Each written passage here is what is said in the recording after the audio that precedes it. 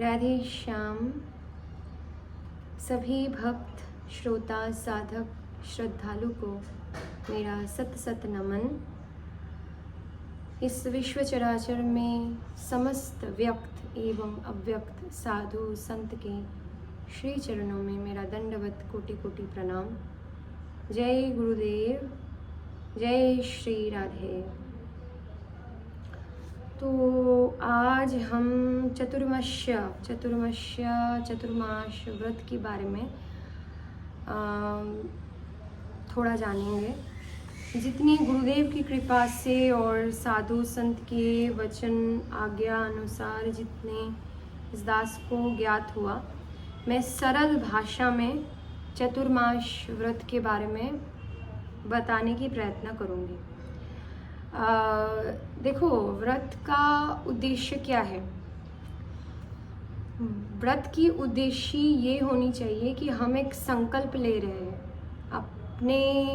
अपने अंतरात्मा से, अपने अंदर बैठे परमात्मा के चिंतन करते हुए, उन परमात्मा के चिंतन करते हुए हम जो स्वरूप बोध होते हैं, हम उनके सामने हम अपना संपूर्ण उनकी तरफ शरणागति लेके हम एक संकल्प ग्रहण करते हैं अपने जीवात्मा को, अपने जीवन ऊर्जा को, अपने जीवन की मूल लक्ष्य को और साधन को, भजन करने की प्रक्रिया को हम थोड़ा ऊपर उठाने की प्रयत्न करते हैं। इसलिए हम व्रत आदि रखते हैं। और भी सारे पुराण में व्रत आदि की महात्मा ये बताया गया कि ये हमारी जितनी प्रारब्ध की पाप कर्म है, वो सब पाप कर्म को भस्म करते हैं।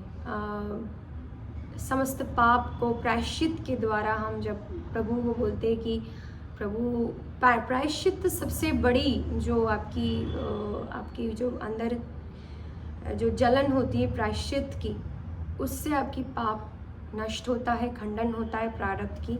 मतलब इस जन्म की नहीं, प्रारब्ध मतलब हम कितने हजारों वर्ष से आ रहे हैं और जा रहे हैं, तो उन सब की पापों की खंडन करने में महत्व रखते हैं। तो आते चतुर्मास्य व्रतम। वैष्णव जन को ये व्रत पालन करना बड़ी आवश्यक है। भगवान श्री विष्णु देवशयनी एकादशी, जो कि आज 7 जुलाई है, 6 जुलाई में 2025 6 जुलाई को देवशयनी एकादशी था। 7 जुलाई आज द्वादशी है। तो जो 6 जुलाई को भगवान विष्णु योग निद्रा में 4 महीने के लिए वो योग निद्रा में गए हैं। तो जो वैष्णव भक्त जन हैं और जो भी साधक जन हैं, साधना की कोई भी साधना कर रहे हैं, वो अगर इस व्रत को उद्यापन करते हैं, व्रत को धारण करते हैं संकल्प अनुसार, तो बहुत ही उनकी ऊर्जा वृद्धि प्राप्त होती है। ऐसे साधु संत और गुरुदेव और शास्त्र आज्ञा शास्त्र में वर्णित है। तो चतुर्माश व्रत क्या होता है? चतुर्माश व्रत शुरू होता है देवशयनी एकादशी से। कोई साधक गुरु पूर्णिमा के बाद वाले दिन से भी शुरू करते हैं। तो गुरु पूर्णिमा 10 जुलाई 2025 को है और उसके बाद वाले दिन से भी आप व्रत को शुरू करते हो। और कोई साधक लोग, भक्त लोग देवशयनी एकादशी जो कि 6 जुलाई है, वहाँ से भी शुरू करते हैं, द्वादशी से भी शुरू करते हैं, जैसे कि आज 7 जुलाई। और ये व्रत आपकी 4 माह की होगी, 4 महीने की। श्रावण, भाद्र, आश्विन और कार्तिक। इस व्रत की पारण होगी देव उठनी एकादशी में, जो कि नवंबर 1 को आपकी देव उठनी एकादशी है और 2 को द्वादशी है। तो अब तब जाके व्रत की पारण कर सकते हो। ठीक है, तो ये रही 4 महीने की व्रत, श्रावण, भाद्र, आश्विन, कार्तिक। अब खाद्य के जो भोजन आदि है उनकी तरफ आते हैं। पहला नियम, जो श्रावण महीना है उस महीने में आपको हरी सब्जी, है ना, हरी सब्जी आदि का प्रयोग निषिद्ध है। कोई भी हरी पत्ते वाले जो भी सब्जी आदि आते हैं उनकी प्रयोग भोजन में निषिद्ध है। आप भगवान जी को भी मत पवाइए और खुद भी प्राप्त मत कीजिए। 1 नंबर। 2 नंबर, भाद्र महीने में आपको जो है वो दही आपको नहीं ग्रहण करना है, दही। आश्विन महीने में आपको दूध की सेवन नहीं लेनी है। और कार्तिक महीने में उड़द की दाल, डोसा आदि और जितनी सारी साउथ इंडियन फूड है और उड़द की दाल जिसमें आती है वो उसकी सेवन आप ना करो। इसके बाद भी भोजन में कुछ निषेधाज्ञा है, जैसे कि आप बैगन मत पाइए, और जिसमें बहुत सारी दाना है, जिस फल आदि में बहुत सारी समझो दाने वाले बहुत सारे हैं फल में, वो सारे दाने वाले फल मत पाइए। और वैसे भी वैष्णव लोग तो बैगन की इस्तेमाल नहीं करते। और भोजन शुद्ध होनी चाहिए। भगवान को आप भोग लगाइए और उसके बाद आप भगवान को भोग लगाने के बाद ही आप उस भोजन को पाइए। होटल इत्यादि में आप भोजन कम से कम आप कोशिश करो, प्रयत्न करो, होटल इत्यादि से आप भोजन का ना प्रयोग करो।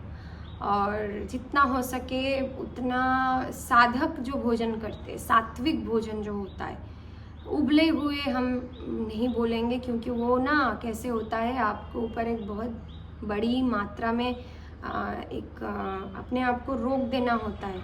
और सबसे बड़ी है व्रत जब आप धारण कर रहे हो, संकल्प जब आप ले रहे हो, तब ऐसी कोई संकल्प ना रखो जो आप पालन नहीं कर सकते हो। तो इसके लिए आप भोजन इत्यादि जो है वो अपने हाथों से बनाइए, या घर पे कोई आपके जो भी बना रहे हैं आपको सामने, भगवान को भोग लगाइए और पाइए। अगर इसकी सुविधा नहीं है तो कोशिश करिए जितना हो सके उतना शुद्ध अन्न आप लो।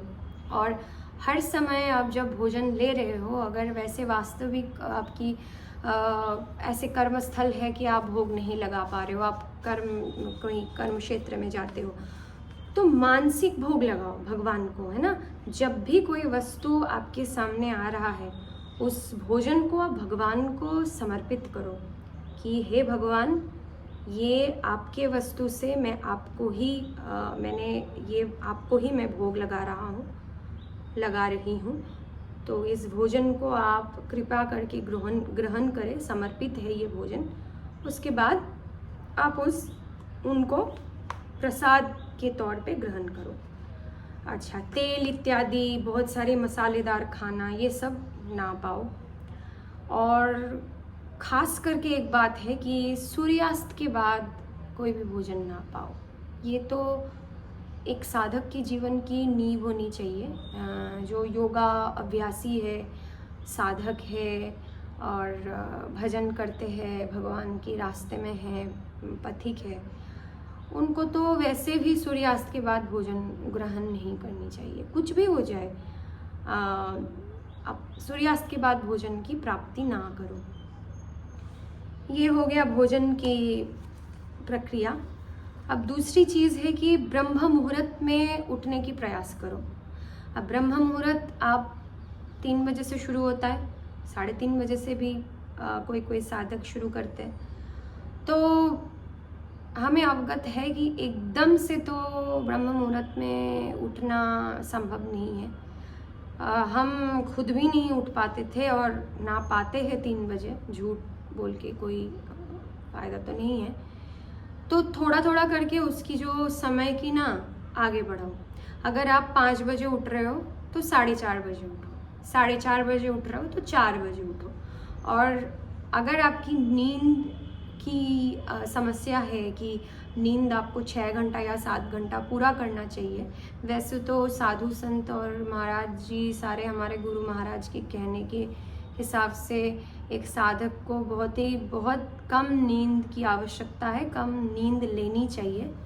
पर जो थोड़े बाहर की कर्म क्षेत्र के साथ जुड़े हुए हैं या वो बहुत कोई शारीरिक काम करते, व्यायाम आदि करते, 2-3 घंटे व्यायाम आदि करते, तो वो 6 घंटा, 6.5 घंटा या 7 घंटे की नींद प्राप्त कर लो और वो जल्दी शयन करने की समय बना लो।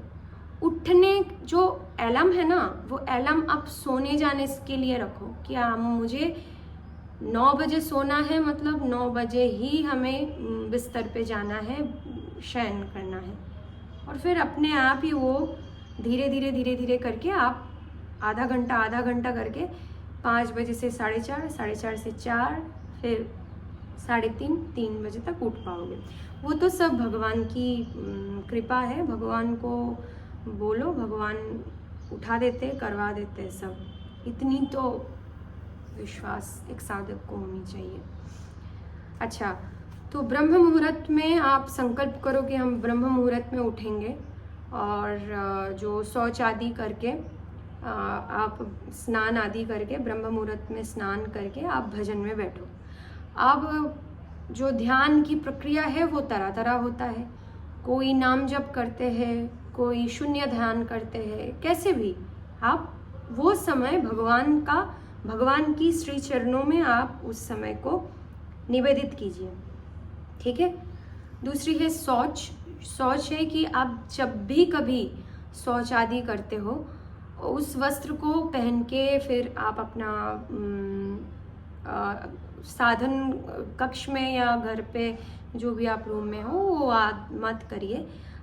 शरीर की स्वच्छता की बहुत ख्याल रखो इसमें, ठीक है। तीसरी बात है कि किसी भी मनुष्य के बारे में निंदा, ग्रामीण वार्तालाप मत कीजिए, है ना। किसी के अंदर भी दोष दर्शन नहीं कीजिए। हम भजन तो बहुत कर लिए, हम तो बहुत नाम जप कर लिए, साधन भजन बहुत कर लिए, मेडिटेशन कर लिए, भगवान का नाम कीर्तन बहुत कर लिए, पर भगवान की रचित इस विश्व में, भगवान की रचित कोई भी प्राणी के अंदर अगर आप दोष दर्शन करते हो तो आप कितने भगवान के ऊपर समर्पित हो, वो आप अपने खुद को प्रश्न कीजिए। कुछ भी दोष देखना है ना, अपने अंदर देखिए। एटलीस्ट ये 4 महीने में किसी भी प्राणी के अंदर दोष दर्शन मत कीजिए। ये एक अभ्यास बना लीजिए, संकल्प बना लीजिए। चौथा, ऐसे कोई भी व्रत की संकल्प ना लीजिए जो कि आप पालन नहीं कर सकते हो, कि एकदम से आप बोल दिए कि मैं तो फलाहार पे जाऊंगी। तो देखिए कलिकाल में फल आदि में भी उसमें भी इतनी अशुद्धता आ गई है ना कि वो आपको कभी कभी बीमार भी कर सकते हैं। और अभी कलिकाल में इतनी पोल्यूशन है कि आप बीमार भी पड़ सकते हो, और बीमार पड़ोगे तो फिर वो व्रत आप पूरा नहीं कर पाओगे। तो ऐसी व्रत की चेष्टा भी मत कीजिए जो एक्सट्रीम होते, उतनी ना करो। शुरू से धीरे धीरे शुरू करो, फिर भगवान आपको लेके जाएंगे। भगवान की असीम कृपा है, वो लेके जाएंगे। आप उनके तरफ एक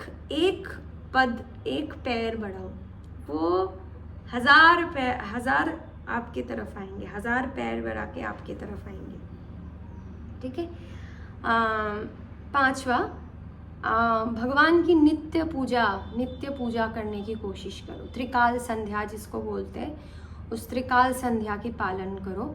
ये दास अभी तक त्रिकाल संध्या करने में इतना नहीं कर पा रहे हैं त्रिकाल संध्या, पर हम कोशिश करेंगे पूर्ण तरीके से प्रयत्न करेंगे कि त्रिकाल संध्या इस 4 महीने में बने। अब त्रिकाल संध्या क्या होता है? त्रिकाल संध्या होता है जब हमारी जो ड्यूरेशन होती है ना, जब हमारी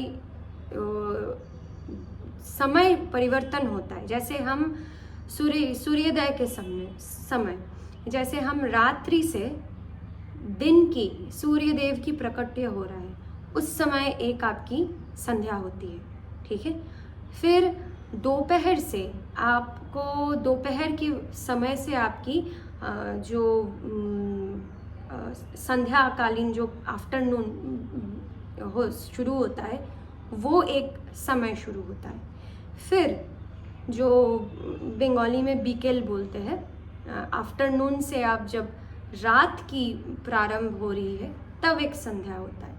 तो ये 3 संध्या होता है। कोई साधक लोग, भक्त लोग, हमें पता है कि वो संध्या के बाद जो रात की जो समय होती है उसमें भी वो भगवान की जो शयन आरती होती है, शयन पूजा होता है, वो वहाँ करते हैं। तो वो चार काल में वो पूजा करते हैं।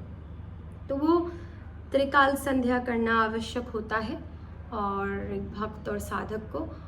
तो इसका मान्यता यही है कि जितना हो सके उतना आप भगवान का पूजा अर्चना, उनको भोग पवाइए, उनको भोग निवेदन कीजिए, फूल अत्तर लगाइए, सुगंधी लगाइए भगवान को अच्छे से आप उनको सजाइए और धूप दीजिए, आरती कीजिए उनको। ऐसे करके भगवान का पूजा अर्चना ज़्यादा करना चाहिए। छठी जो पॉइंट है, पशु सेवा कीजिए, गौ माता की सेवा कीजिए। जो भी पशु आपके सामने आ रहे हैं उनसे प्रेम भाव से पेश आइए, उनको सेवा कीजिए। बंदर जी, हनुमान जी सब घूम रहे हैं वृंदावन में, दिखे तो उनको पवाइए कुछ। गौ माता की सेवा कीजिए और स्वान, डॉग्स, बिल्ली, जो भी आपके सामने आ रहे हैं, गिलहरी, चींटी भी आ रही है, पक्षी, तो सभी को आप सम्मान पूर्वक उनका सेवा कीजिए। 7वां पॉइंट, वचन कम बोलिए, अत्यधिक वार्तालाप मत कीजिए कि भजन तो कर लिए पर प्रपंच में पड़ गए, वार्ता आदि बहुत कर लिए। नहीं, इस 4 महीने के लिए कम से कम वार्तालाप कीजिए। जितना करिए भगवान का नाम जप करिए, वो ना टूटे। इतना वार्तालाप मत कीजिए जिसमें आपका भगवान का भजन छूटे और भगवान का स्मरण छूटे। और बुरा मत सुनिए, बुरा मत बोलिए, किसी को बुरा वचन, कटुवक्ति मत बोलिए। और 8वें पॉइंट, स्वाध्याय, भगवत आदि श्रवण कीजिए। भगवत आदि, भगवत गीता जी, भागवतम, गीता जी का श्लोक, राधा कृपा कटाक्ष, या आपको विष्णु सहस्त्र नाम, जो आपको आपकी गुरुदेव की वाणी में है, या तो गुरुदेव की निर्देश है, या आपको भगवान जो प्रेरणा करती है, ऐसी कोई पाठ नित्य प्रतिदिन आपको करना है, ठीक है। और सबसे बड़ी बात है, अत्यधिक भजन कीजिए। अगर आप कोई नाम जपक हो तो अगर आप 16 माला भजन करते हो तो वो कोशिश कीजिए कि हर समय हो 16 माला, क्या पूरी माला, जितनी हमारी माला की हमारी होते हैं ना, वो सब पूरी तरीके से सब समाप्त हो। 24 घंटे आप भजन करो, 24 घंटे। अजपा जप जिनको, वो तो कृपा से होती है। अजपा जप तो गुरुदेव की कृपा से और भगवान की कृपा से ही होती है। और कुछ पॉइंट हम जोड़ रहे हैं जो कि कुछ गुरुदेव की वाणी से, हमारी गुरुदेव जी की वाणी से और साधु संत की वाणी से हमें मिले। हर महीना जो त्यागी, जो साधक है, जो बहुत सीरियस साधक है, उनको त्रिविध तपस्या भी करनी ज़रूरी है। वाचिक तपस्या, कायिक तपस्या और मानसिक तपस्या। त्रिविध तपस्या। त्रिविध तपस्या में बाचिक में ऐसा कोई बात किसी से मत कहिए जिससे उनका दिल दुखे, उनका अनिष्ट हो, उनका अहित हो, ऐसा ना कहिए। खुद को भी उद्वेग मत दीजिए, दूसरों को भी उद्वेग मत दीजिए। वाणी से या तो मौन रहिए, भगवान के नाम जप करिए, नहीं तो कम से कम वार्तालाप कीजिए। कायिक जो तपस्या है वो परिक्रमा वगैरह होता है, पर कैसे है कि चतुर्मास्य व्रत में ना आप एक जगह रह के ही आप व्रत आदि करो, तो ब्रह्मचार्य के पालन करो।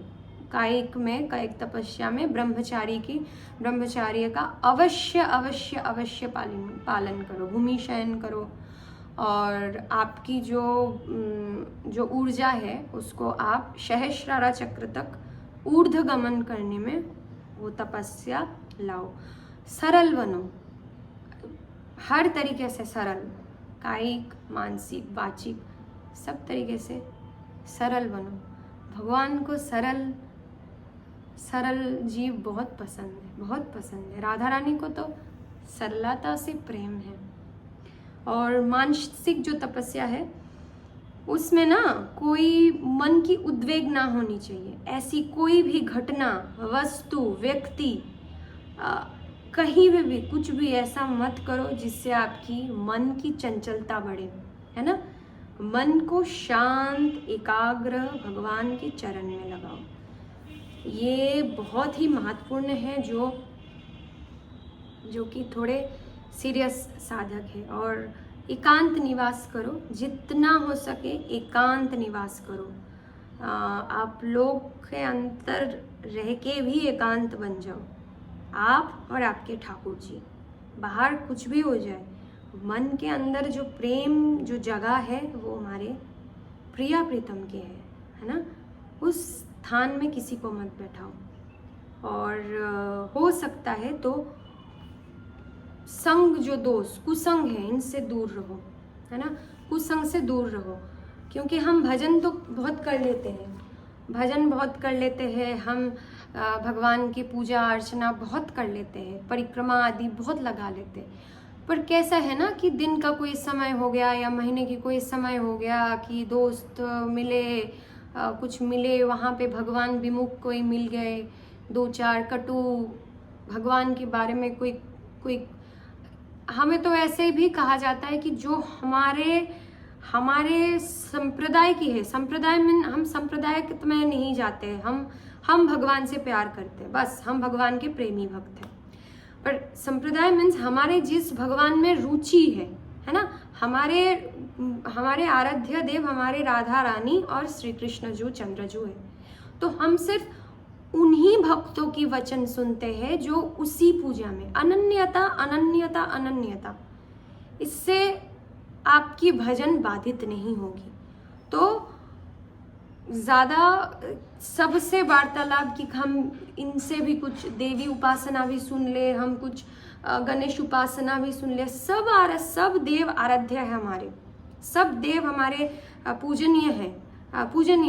पर हमारे आराध्य, हमारे साधन प्रक्रिया वैष्णव साधन प्रक्रिया है, और हमारे सब कुछ है प्रिया प्रीतम श्री राधा रानी जी और कृष्णचंद्र जी।